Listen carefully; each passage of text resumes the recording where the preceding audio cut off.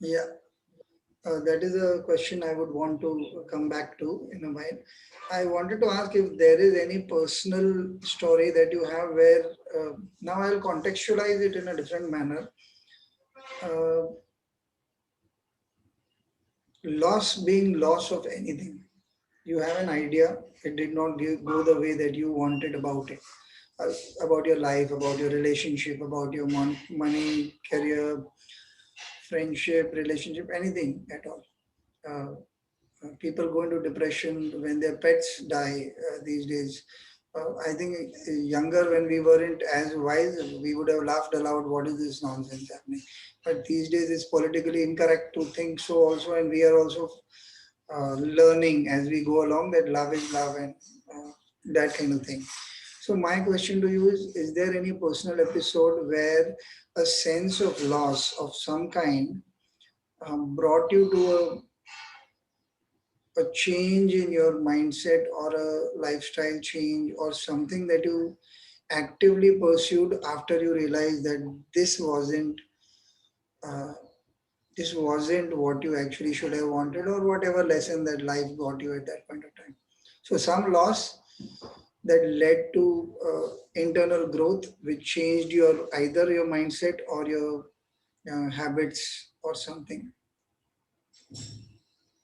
See, in my life is quite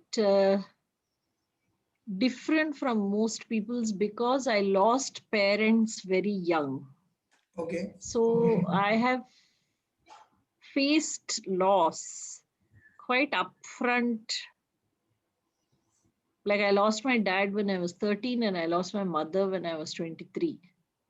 Okay. So so I was forced to confront this question about loss Yeah. very young and sort of ask more of these sort of questions about, let's say, existential questions. Why do bad things happen to good people?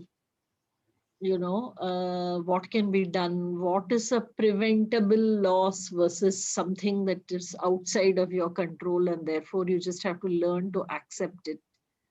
So, and who is responsible? Yeah. You know, uh, and therefore, do you blame somebody? Do you accept? How do you deal with these kinds of things? So these are questions that I have personally dealt with and grappled with from when I was very young. Okay.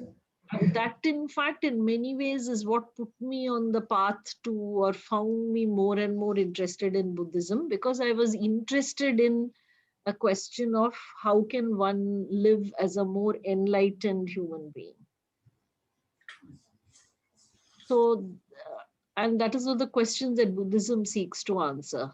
I mean, Yes. Buddha and Bodhi is nothing but wisdom Yep. Yep. and enlightenment, and saying, okay, there is the capacity for Bodhi lies within you if you can accept, first truly internalize and understand these three insights that Siddhartha Gautama realized through his meditative process. And then if you live in accordance to that, then you can actually live as a much more enlightened human being. And largely it is about self-cultivation. Yeah. So what happened Capacity during is that within time? you, and then you have to cultivate. Then life was fine, and meaning did an MBA, got married, got into corporate career, traveled, did many things that I wanted to, had all the freedom and autonomy that I wanted to as a woman in India, etc., etc. So life was good. There were issues, but on balance, life was good. Then in 2015, my younger brother also passed away. Oh, He also died at 50, just when he was turning 50, just like my mother died when she was turning 50. So there were a lot of parallels. He also had a aneurysm, brain aneurysm, as had my mother when she passed away. So there was just too many of these family things coming back, etc. It was a terrible loss because he was just 1 year younger to me and we were very close, and he never married, so we really were very close. We were like, we used to talk to each other 5 times a day, talk about oh, everything. So it was a very heart-wrenching kind of loss.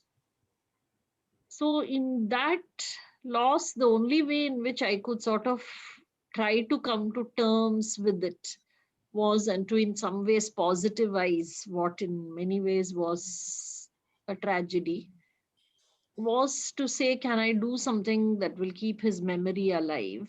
And that is what then my older brother and I did together. So we planted a tree in his name in the University of York, where he was. He was in the math department there. That idea came from his professor. He said, let's have a tree planted very close to the math department. So while of course it is not his soul, but somewhere the feeling of, there is a life that is connected to his, Yeah. gave a kind of comfort or solace, if you will. And then we instituted a prize in his name, uh, for the best PhD in mathematics. And so I kind of administer that prize with the department, of course, and that annually there's a prize giving. And usually every year that takes place in the third week of January, I go to York and, I meet all his professors and, I'm part of that prize giving and all that. So that gives me a lot of Joy. comfort. Yeah, it's like my annual pilgrimage, maybe you could put it that way. So to answer your question on loss and grief and coming to terms with it and acceptance and all that, now having dealt with all of it up close for a very long time and seen all of it, I think when you feel sorrowful, you should just let the emotion pass through you. As in, if you have to cry, you cry, because you can't keep crying for hours and hours. Your body itself won't let you. So you cry for that brief while, then come out of it. Then life is always there. There's something or the other that engages your attention, and then you move on. But beyond that, to actually come to terms with it, you need a strong life philosophy that helps you make. I don't think you can ever make sense out of it in the way sense, addresses your rational mind, because there'll always be holes in it. Your rational mind will find holes in it. So I don't think it is uh, a logical explanation of for events, but you need a philosophical narrative that helps you, and that can vary from person to person depending upon your faith. Okay. So, for some people who are deeply devout Hindus, it might be something from the Mahabharata or the Ramayana, an episode and a teaching. For some people who are deeply devout Buddhists, it might be something in the Bhagavad Gita, or like for a Sikh, it might be something in the teachings, Yeah. of the gurus. If you are Buddhist, then it is the answer lies in those Buddhist teachings. But I think without that, you will struggle. You can be permanently in some kind of, you know, uh, depression. You can become prone to substance abuse. You can start depending on substances to fill that void or gap. You can always keep going. Your mind can get stuck in certain questions, which goes back and over and over and over again around the same questions which have no answers. And I don't think that there is any one satisfactory answer or universal answer that satisfies every human being who is put through some kind of suffering and loss. Whether it is the loss of your loved one, whether it is a loss of a job that you really, really wanted, or your career, or, and there are all kinds of things that happen, right? Somebody was at the peak of their career, accident happened, their leg broke, they could no longer play whatever, cricket or whatever it was that they were doing. Something else happened. You were a budding, promising singer, something happened. You got whatever, and your vocal cords Don't got work. damaged.